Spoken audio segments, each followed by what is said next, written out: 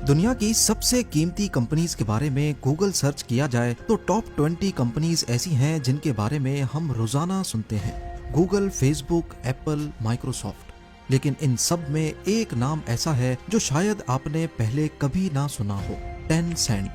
ये company Samsung, Mastercard, Toyota और Netflix से भी ज्यादा कीमती है। लेकिन अगर किसी से पूछा जाए कि ये करती क्या है तो आपको शायद कोई ढंग का जवाब ना मिल पाए। पर हकीकत ये है कि टेंसेंट तकरीबन सब कुछ करती है।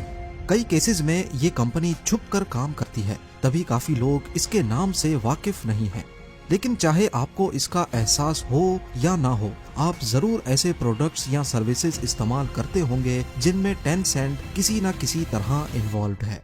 दूसरी तरफ टेंसेंट की होम कंट्री चाइना में ये एक बहुत अलग कहानी है। यहाँ सबको मालूम है कि टेंसेंट उनकी जिंदगी पर पूरी तरह से हावी है, और इसकी वजह यह है कि चीन में टेंसेंट ने नामुमकिन को मुमकिन कर दिखाया है। एक ऐसी ऐप जो एक साथ सबको कंट्रोल करती है। ज़ेम टीवी की वीडियोस में एक बार फिर से खुशामदीद। नाजरीन, टेंसेंट ने वी चैट नामी ऐसी मोबाइल एप्लीकेशन बनाई है जिसको ऑपरेटिंग सिस्टम ऑफ चाइना भी कहा जाता है, क्योंकि तकरीबन चाइना का हर शहरी इस ऐप को यूज करता है, वो भी दिन में 4 घंटे। ये टाइम बाकी दुनिया में सारे सोशल मीडिया प्लेटफॉर्म्स पर बितने वाले टाइम से भी ज्यादा है। इसकी वजह यह है कि चाइना में वी चैट तमाम सोशल मीडिया प्लेटफॉर्म्स का एक निचोड़ है। Facebook, YouTube, PayPal, WhatsApp, Netflix, Google, Uber, Tinder, Zoom और अमेजॉन, इन सब प्लेटफॉर्म्स का निचोड़ चाइना में वी चैट के नाम से है। एक ही ऐप से किसी को कॉल की जा सकती है, चैट हो सकती है, ग्रोसरी ऑर्डर हो सकती है, और यहाँ तक के पैसे भी इसी ऐप के जरिए भेजे जा सकते हैं। यूं समझ लें कि जैसे आज हम मोबाइल फोन के बिना अधूरे हैं, इसी तरह चाइना में इस ऐप के बिना लोग। एक इकलौती कंपनी के पास चाइना के 140 करोड़ लोगों का पर्सनल डाटा है, उनकी लोकेशन से लेकर उनके बैंक अकाउंट डिटेल्स तक, और एक एक मैसेज से लेकर सर्च हिस्ट्री तक।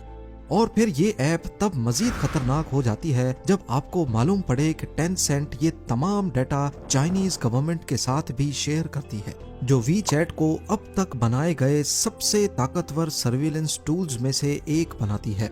ना सिर्फ इतना, बल्कि टेंसेंट की इस ऐप पर सिर्फ वही मैसेजेस भेजे जा सकते हैं जो चाइनीज गवर्नमेंट चाहती है, और अगर ऐसा नहीं किया गया और आपकी किस्मत अच्छी हुई तो ये मैसेज सेंड नहीं होगा। लेकिन अगर किसी वजह से हो भी गया तो ये आपको जेल भी भेज सकता है या आप गायब भी हो सकते हैं। जी हाँ, ऐसे केसेस असल में हो चुके हैं। एक चाइनीज सिटीजन ने वी चैट के ग्रुप पे अपने दोस्तों को मजाक में गवर्नमेंट के खिलाफ कुछ लिखा, लेकिन अगले ही दिन उसको पुलिस पकड़ कर ले गई। चाइनीज गवर्नमेंट खुल्लम खुल्ला ये कह चुकी है कि वो वी चैट के डिलीटेड मैसेजेस भी पढ़ सकते हैं, और उसके लिए उनको ना यूजर की परमिशन की जरूरत है, ना ही कोर्ट की। इशारा बिल्कुल क्लियर है, चाइनीज कम्युनिस्ट पार्टी नहीं चाहती कि कोई भूल कर भी उनके खिलाफ कोई बात करे। एमनेस्टी इंटरनेशनल एक ऐसी ऑर्गेनाइजेशन है जो ह्यूमन राइट्स जैसा कि बोलने की आज़ादी के हक में काम करती है। उनकी रिपोर्ट के मुताबिक टेंसेंट का अपने यूजर के डाटा को प्रोटेक्ट करने में 0 आउट ऑफ 100 स्कोर है। सिर्फ टेंसेंट ही नहीं, बल्कि हर चाइनीज कंपनी को कामयाब होने के लिए चाइनीज कम्युनिस्ट पार्टी के साथ अच्छे रिलेशंस रखने पड़ते हैं। पर इन सब में टेंसेंट चाइनीज गवर्नमेंट के कुछ ज्यादा ही करीब है, और यही वजह है कि चाइनीज मार्केट में इनका कोई कॉम्पिटिटर भी नहीं है। इस खुल्लम खुल्ला आजादी के बदले में टेंसेंट ने चाइनीज गवर्नमेंट को एक बहुत इम्पोर्टेंट हथियार से नवाजा हुआ है। ऐसा माना जाता है कि कम्युनिस्ट पार्टी के लोग टेंसेंट के एग्जीक्यूटिव बोर्ड में भी मौजूद हैं, जो एप्लीकेशन के इम्पोर्टेंट फैसले करते हैं। मिसाल के तौर पे कोविड-19 के दौर में चाइनीज गवर्नमेंट ने वी चैट के जरिए लोगों पर रिस्ट्रिक्शंस लगा रखी थी। जो इन्फेक्टेड लोग थे उनके वी चैट पर आउटडोर शॉपिंग पे रिस्ट्रिक्शंस लगा दी गई थी, और उनकी लोकेशन पर जियो फेंसिंग, ताकि अगर वो अपने घर से बाहर निकलेंगे तो फौरन पुलिस को इसका इल्म हो जाएगा। जब टेंसेंट चाइना में अपनी मोनोपोली बनाने में कामयाब हो गई तो उन्होंने बाहर की दुनिया में भी खुद को फैलाना शुरू कर दिया। Reddit, Tesla, Discord, Spotify, Snapchat और यूनिवर्सल म्यूजिक, ये कई 100 में से उन चंद कंपनीज के नाम हैं जिनमें टेंसेंट ने इन्वेस्टमेंट कर रखी है।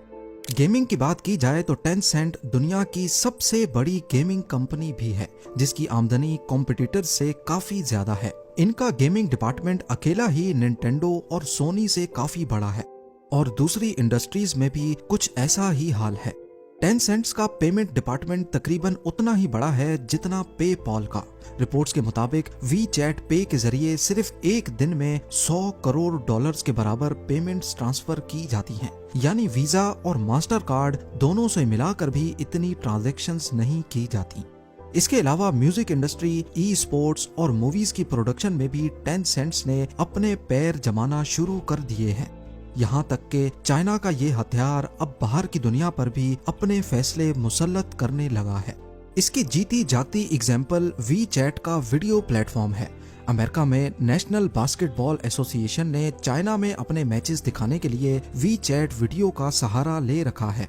2019 में ह्यूस्टन रॉकेट्स के मैनेजर ने अपने पर्सनल ट्विटर अकाउंट पे हांगकांग के हक में कुछ लिखा, जिस पर टेंसेंट ने ह्यूस्टन रॉकेट्स के मैचेस दिखाना बंद कर दिए। क्योंकि बहुत से लोग अमेरिका में भी वी चैट वीडियो के जरिए ये मैचेस देखते थे, इसी वजह से मैनेजर को मजबूर होकर ये ट्वीट डिलीट करना पड़ा और माफी भी मांगनी पड़ी। इन्हीं वाकयात के बाद हाल ही में लोग ये सोचने पर मजबूर हो गए कि क्या चाइना अब पॉकेट में पड़े फोन के जरिए भी बाहर की दुनिया से अपनी मन पसंद के फैसले करवाएगा, जबकि इसका जवाब ह्यूस्टन रॉकेट्स के मैनेजर की माफी के बाद सबको मिल चुका था। कई कंट्रीज ने वी चैट को सिक्योरिटी थ्रेट करार देकर इस पर बैन लगा दिया है, जिसमें इंडिया, कनाडा और यूएस की कुछ स्टेट्स शामिल हैं।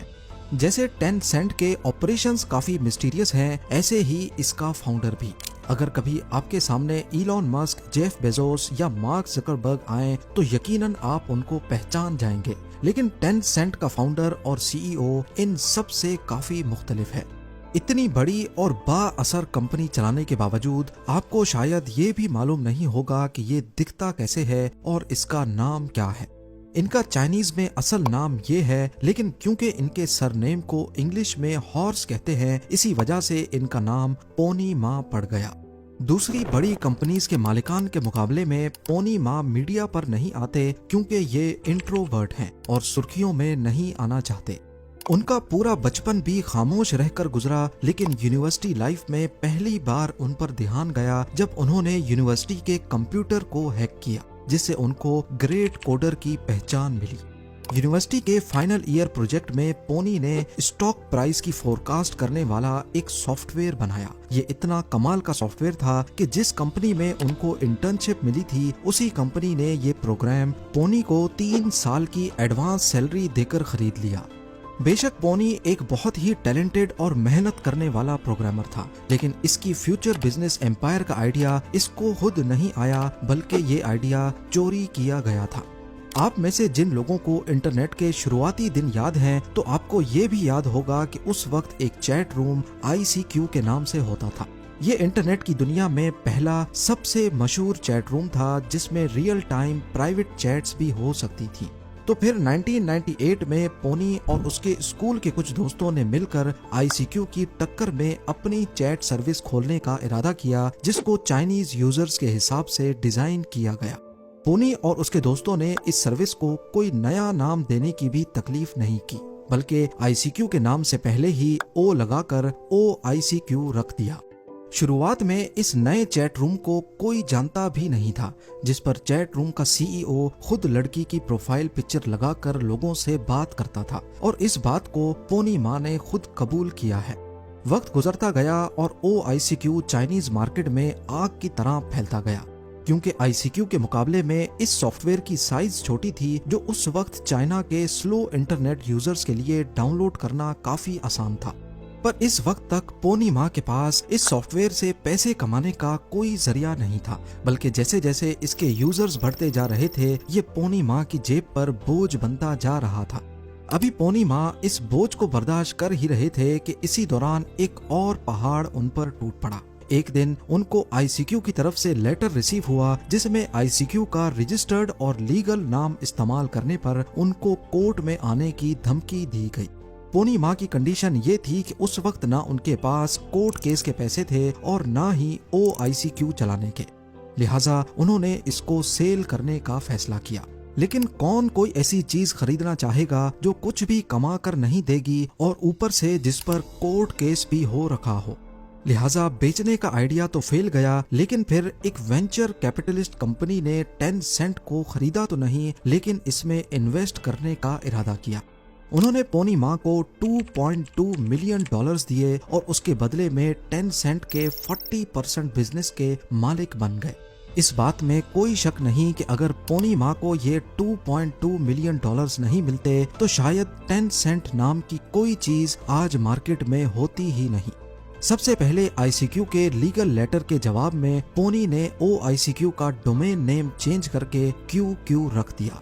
अब लीगल मसले भी हल हो चुके थे, पैसे भी आ चुके थे और QQ की ग्रोथ भी हो रही थी। पहले 2 सालों में ही QQ ने 50 मिलियन यूजर्स का टारगेट पूरा कर लिया और ICQ के मुकाबले में QQ चाइनीज मार्केट में राज करना शुरू हो गई। अब सिर्फ एक मसला था कि QQ को मोनेटाइज कैसे किया जाए, यानी उसमें से पैसे कैसे कमाए जाएं। चंद सालों में वो मसला भी हल हो गया जब QQ में कस्टमाइज्ड एवटार फीचर इंट्रोड्यूस करवाया गया और उसको इस्तेमाल करने के लिए यूजर से बिल्कुल थोड़े से पैसे चार्ज किए जाने लगे। इस वक्त तक QQ में 10 करोड़ से ज्यादा यूजर्स हो चुके थे जिनको थोड़े पैसों के बदले अपना पर्सनल एवटार मिल रहा था। Tencent के तकरीबन तमाम मसले हल हो चुके थे, लेकिन पोनी मा के लिए ये खुशी ज्यादा लंबी नहीं थी। 2004 में उनका टकराव माइक्रोसॉफ्ट से हुआ। Tencent के मुकाबले में माइक्रोसॉफ्ट एक मल्टीनेशनल कंपनी थी जिसके पास रिसोर्सेज भी ज्यादा थे और फंडिंग भी। माइक्रोसॉफ्ट ने चाइना में QQ की टक्कर में MSN चैट लॉन्च करने का फैसला किया। ये चैट QQ से ज्यादा प्रोफेशनल भी थी, इसमें मसले भी कम थे और देखते ही देखते इसने चाइना में स्टूडेंट्स की मार्केट को कैप्चर कर दिया। अब MSN चाइना में भरपूर इस्तेमाल किया जाने लगा, जो कि असल में QQ का मार्केट शेयर था। प्रोफेशनल होने के साथ साथ MSN ने ऑफलाइन मैसेजेस का भी फीचर मुतारिफ कराया, पर मसला ये था कि MSN चाइना को कोई भी फैसला लेना होता तो पहले वो US हेडक्वार्टर से अप्रूव होने जाता, जिसमें ज्यादा टाइम लगता था। और दूसरा, MSN का सारा डाटा अमेरिकन सर्वर्स पर होस्टेड था, जिसका मतलब है कि MSN की चैट्स QQ से ज्यादा स्लो थी। Tencent ने इस चीज का फायदा उठाया और रातों रात QQ में भी ऑफलाइन मैसेजेस की सर्विस इंट्रोड्यूस करवाई। ग्लोबली MSN का कॉम्पिटिटर सिर्फ QQ ही नहीं था, बल्कि उनको US में भी गूगल और याहू से मुकाबला करना था, लिहाजा उनका फोकस सिर्फ चाइना पर ही नहीं था। दूसरी तरफ Tencent का टोटल फोकस चाइना में था और उन्होंने दिन रात एक करके चाइना से MSN का पत्ता काट दिया। QQ पहले सिर्फ एक डेस्कटॉप कंप्यूटर सॉफ्टवेयर था, लेकिन वक्त के साथ साथ स्मार्टफोन्स का दौर शुरू होते ही मोबाइल इंटरनेट का रुझान बढ़ने लगा। ये वो वक्त था जब डेस्कटॉप चैट सर्विसेज को लोगों ने बाय बाय किया और मोबाइल चैट सॉफ्टवेयर्स की तरफ बढ़ने लगे। ये वो चीज थी जिस पर बड़ी टेक कंपनीज जैसा कि फेसबुक और गूगल ने भी ध्यान नहीं दिया। इतने में एंट्री हुई व्हाट्सएप की, जिसने मोबाइल यूजर्स को तेजी से अपनी तरफ अट्रैक्ट करना शुरू किया। 2011 में पोनी मा ने व्हाट्सएप को खरीदने के लिए $10 बिलियन की ऑफर की थी, लेकिन ये डील क्रैक ना हो सकी क्योंकि पोनी मा की बैक सर्जरी की वजह से वो बेड रेस्ट पे चले गए।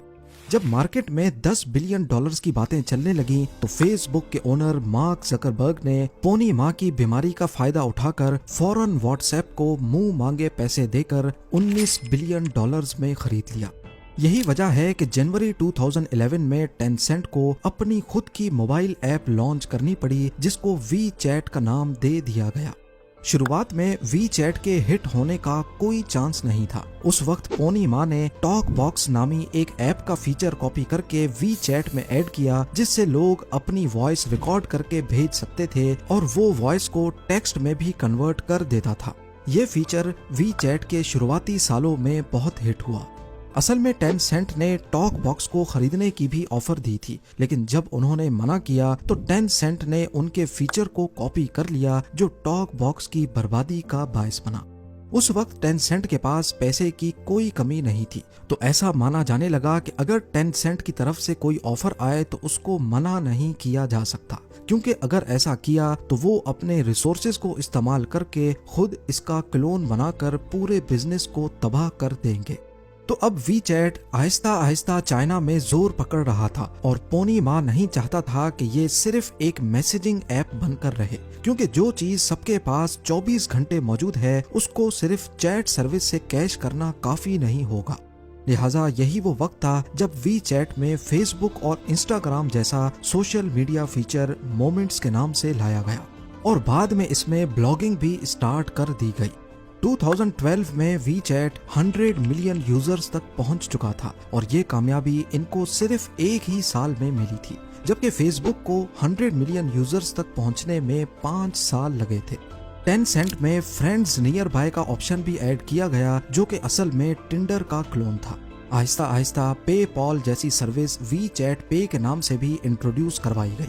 चाइनीज न्यू ईयर में लोग एक दूसरे को रेड एनवलप में पैसे देते हैं। यही आइडिया वी चैट पे लाया गया और पैसे अब रेड पैकेट्स में डिजिटली भेजे जाने लगे।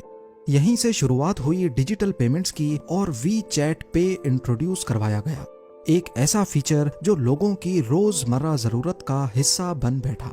देखते ही देखते 2015 में वी चैट 50 करोड़ यूजर्स तक जा पहुंचा और ये सब कुछ शायद टेंसेंट के लिए काफी नहीं था।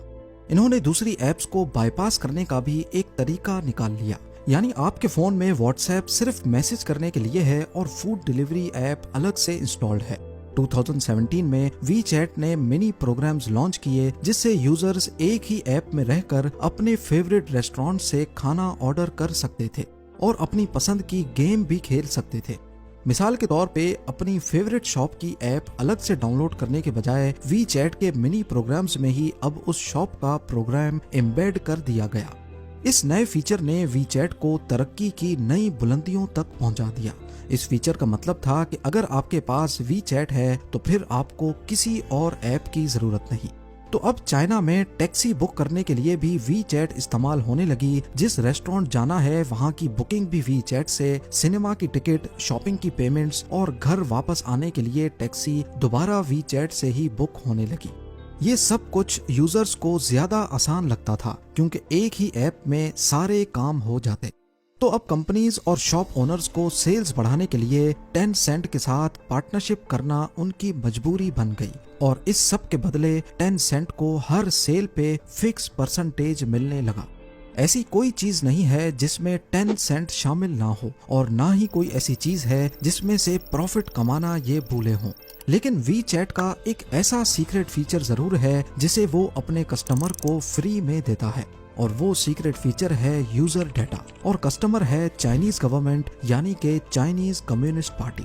इसके बदले में वो चाइनीज गवर्नमेंट से कोई पैसे तो वसूल नहीं करते, लेकिन हाँ शायद अगर वो ऐसा ना करें तो टेंसेंट की एम्पायर मिनटों में खत्म हो सकती है। चीनी सरकार के साथ टेंसेंट के ताल्लुकात पर बात करने से पहले ये समझना जरूरी है कि ये सब शुरू कैसे हुआ। वैसे तो चाइना एक कम्युनिस्ट कंट्री है, लेकिन 1979 में चीन के लीडर ने यहाँ शेनज़ेन में कैपिटलिस्ट बिजनेस खोलने की इजाजत दी थी, जिसमें आज के बड़े टेक जायंट्स ने हिस्सा लिया, जिसमें टेंसेंट भी मौजूद है। पर डील ये थी कि यहाँ जो भी कंपनीज खोली जाएंगी वो तब तक ऑपरेट कर सकती हैं जब तक वो चाइना को फायदा पहुंचा रही हैं। इसमें अलीबाबा और DJI जैसे नाम भी शामिल हैं। इससे चाइनीज कंपनीज ज्यादा मजबूत हुईं और जो इंटरनेशनल फर्म्स चाइना में ऑपरेट कर रही थीं उनके लिए मुश्किलात खड़ी हो गई। टेंसेंट की कामयाबी चाइनीज गवर्नमेंट को काफी मुतासिर कर रही थी क्योंकि इसमें छुपा था बहुत सारा डाटा जो आगे चल के चाइना को अपने हर एक सिटीजन पर नजर रखने के काम आने वाला था। इतनी ज्यादा नजर रखने के बावजूद चीनी सिटीजन्स वी चैट को छोड़ नहीं सकते, जबकि चाइनीज कम्युनिस्ट पार्टी के पास वी चैट के तमाम यूजर्स का पब्लिक और प्राइवेट डाटा मौजूद है। टेंसेंट का मकसद पहले किसी सर्वेलेंस टूल बनाने का नहीं था, लेकिन इनकी कामयाबी के लिए जरूरी था कि वो चाइनीज कम्युनिस्ट पार्टी के साथ बना कर रखें। और पोनी माँ अच्छी तरह जानते हैं कि अगर गवर्नमेंट को मना किया गया तो उनकी एम्पायर के लिए सपोर्ट खत्म कर दी जाएगी। चाइनीज गवर्नमेंट ने वी चैट पर अपना इतना ज्यादा असर रसूख रखा है कि अगर किसी ग्रुप में भी कम्युनिस्ट पार्टी के खिलाफ कोई मजाक भी किया जाए तो ग्रुप एडमिन को अरेस्ट कर लिया जाता है। इसी वजह से 2017 में ग्रुप मेंबर्स ने किसी मुसीबत में फंसने के डर से ग्रुप्स ही डिलीट कर दिए। टेंसेंट की गेम्स में फेशियल रिकॉग्निशन सिस्टम के जरिए नोटिस किया जाने लगा कि कौन से यूजर की एज इस गेम को खेलने के लिए कम है, या फिर बच्चों के लिए कुछ गेम्स को सिर्फ दिन में 90 मिनटों तक अलाउ किया गया। ये सब कुछ मोबाइल में लगे कैमरा को एक्सेस करके आर्टिफिशियल इंटेलिजेंस सिस्टम के जरिए किया जाता है। इसके अलावा चाइना में सोशल क्रेडिट स्कोरिंग सिस्टम भी बनाया गया, जिसमें डाटा वीचैट के प्लेटफॉर्म से ही आता है। यानी कि यूजर जो कुछ खरीदेगा और जहां जहां जाएगा उसकी हरकतें किस किस्म की हैं, ये सब देखकर मार्केट में उसको स्कोर दिया जाता है कि ये भरोसे के लायक है या नहीं, या फिर इसकी नेचर अच्छी नहीं है, या ये पैसे टाइम पर नहीं देता, वगैरह वगैरह।